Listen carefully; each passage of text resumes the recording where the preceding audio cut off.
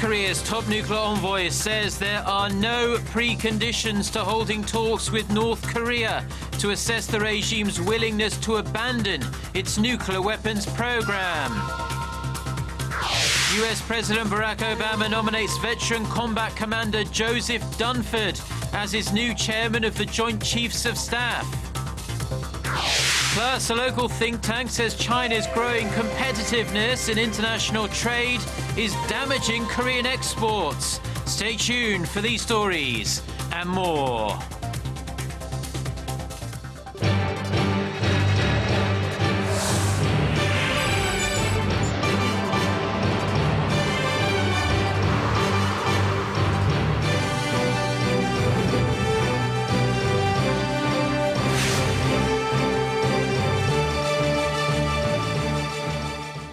Hello to our viewers around the world. It's 6 a.m. on Wednesday, May 6th, here in Seoul. Thanks ever so much for joining us.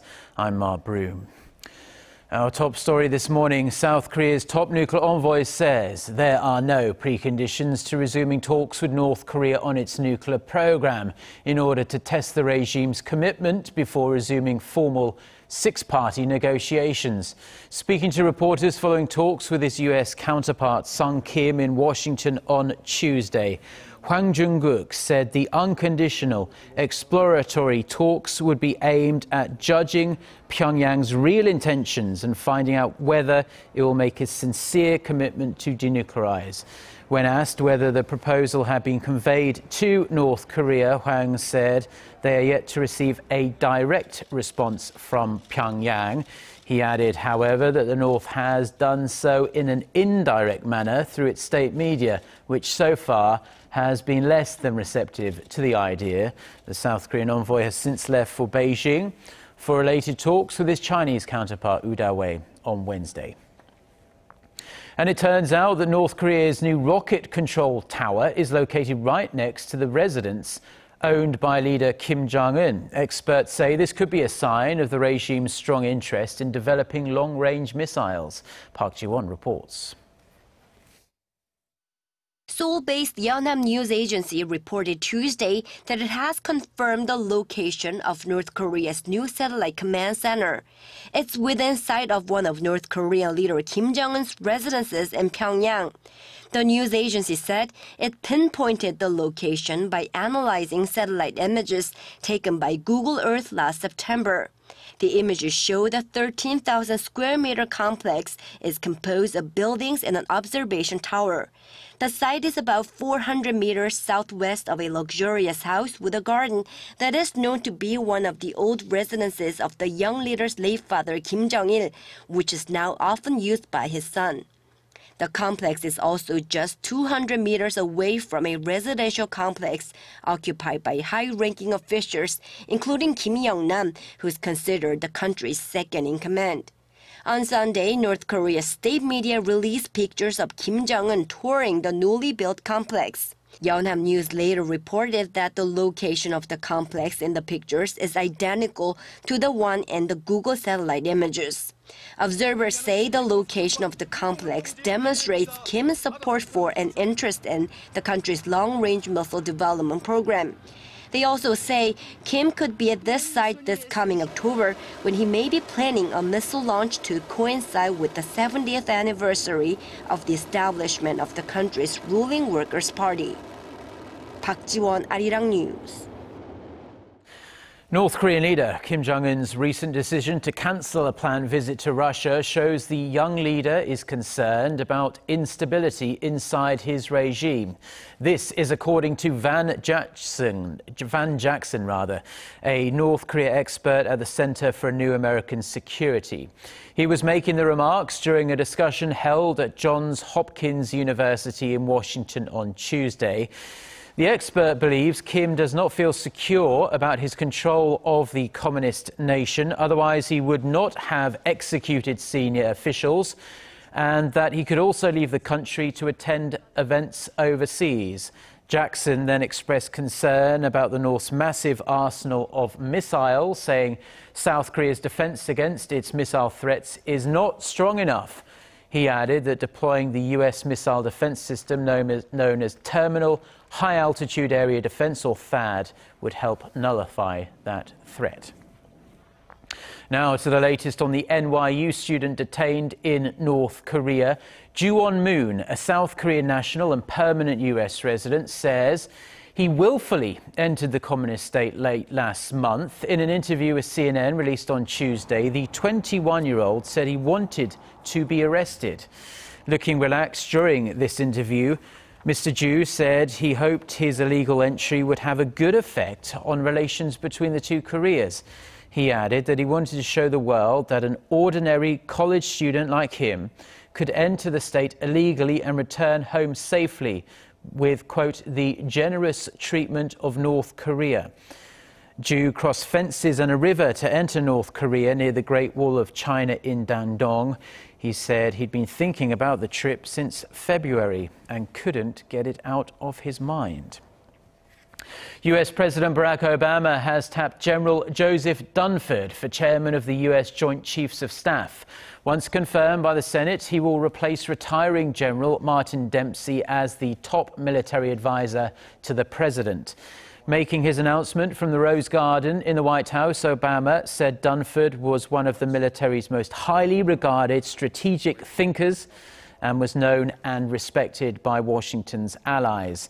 Dunford has had a number of high-profile roles in the U.S. military, including leading the Afghanistan war coalition during the critical transition period there.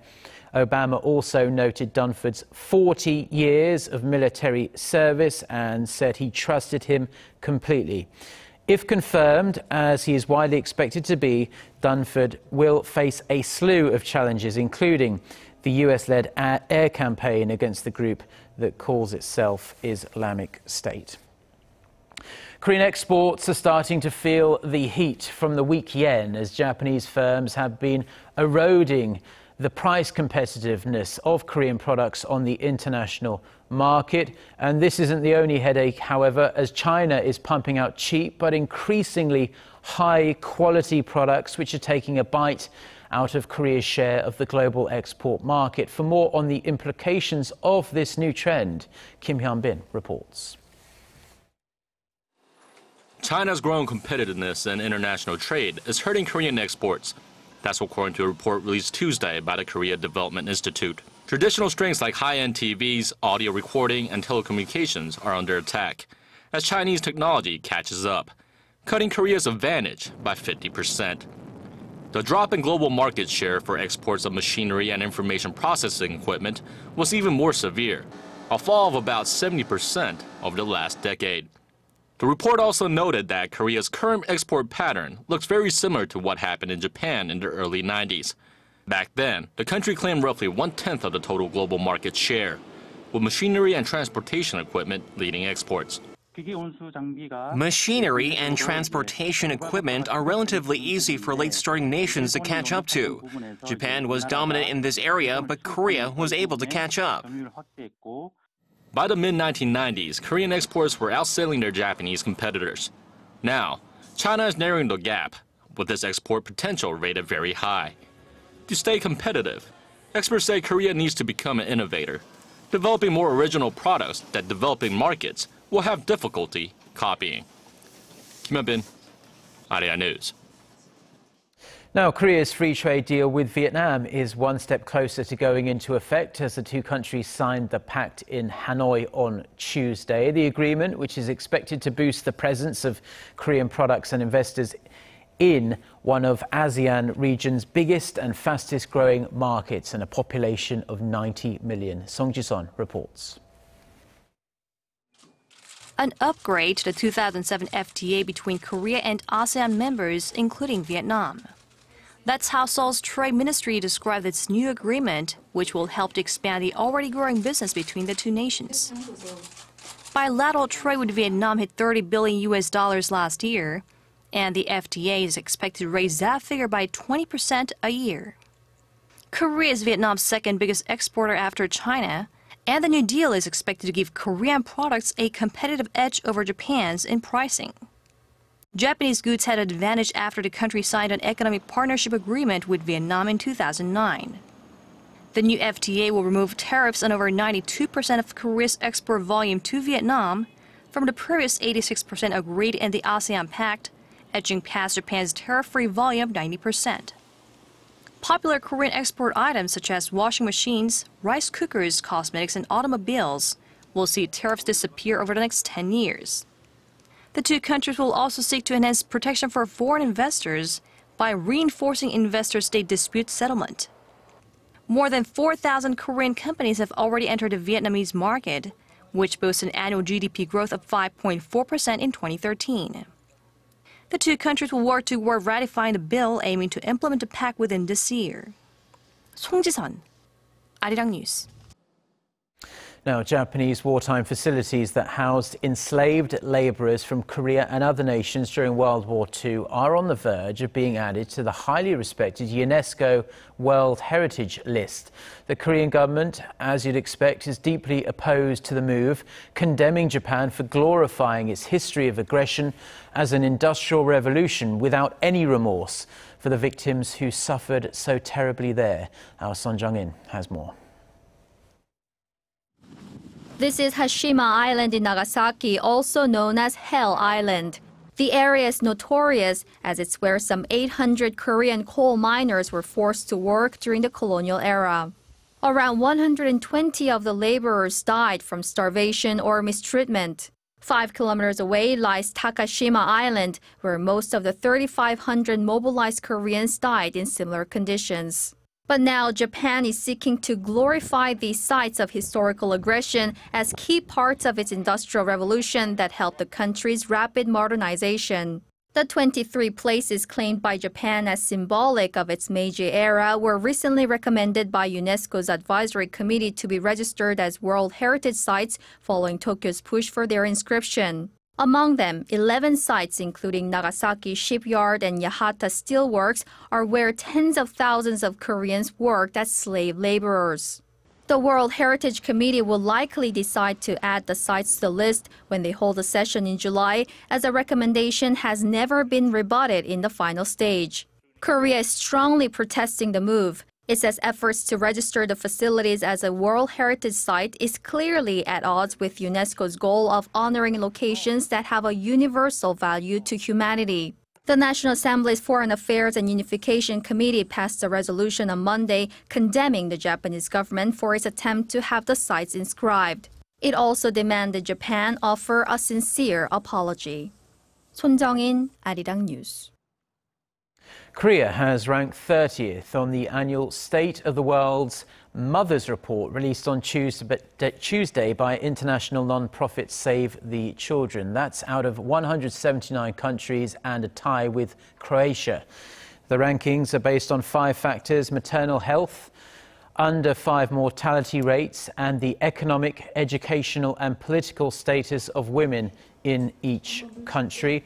Korea had lower maternal and infant mortality rates than Japan and the United States, which came in at 32nd and 33rd respectively. Norway topped the list this year, while Somalia remained at the bottom for the 2nd year in a row. Now, Korea has become a hot travel destination in recent years, thanks largely to government efforts to improve the tourism sector. The government has designated May 1st to May 14th Spring Tourism Week, where travel-related discounts and promotions are offered to encourage people to travel around the country. Our Kim Ji-yeon sat down with Dr. William Hunter, a professor from Gyeonggi University's College of Hotel and Tourism Management, to hear his thoughts on the program. Let's talk about my first question. Is Spring Tourism Week was designated by the government to boost the local economy. It's part of its creative economy initiative. How important is this to the local economy? It's very important, and we have these sort of events, these mega events, such as Tourism Week, which is fantastic, and we don't need to be anxious about are we going to get our return on the dollar today? Probably not. But in the long run, when we're talking about brand image, absolutely. Comparing to other countries, is there any other country that the government takes initiative making a Tourism Week mega event to boost tourism along with using technology. It seems to me that Korea is on the cutting edge. Korea is out there in front, taking risks, because it's not an easy thing to do this. It's a risky situation because what you invest in is not necessarily what you're going to get back in the short run. Also, in addition, not only do we have the Tourism Week, we also have the Park Geun-hye has pushed this initiative for the smart tourism, virtual reality, VR, augmented reality, AR, and pushing this internet, smartphone-related technology to push tourism. For example, you can download a new app. It's called Blinking Seoul, created by our university.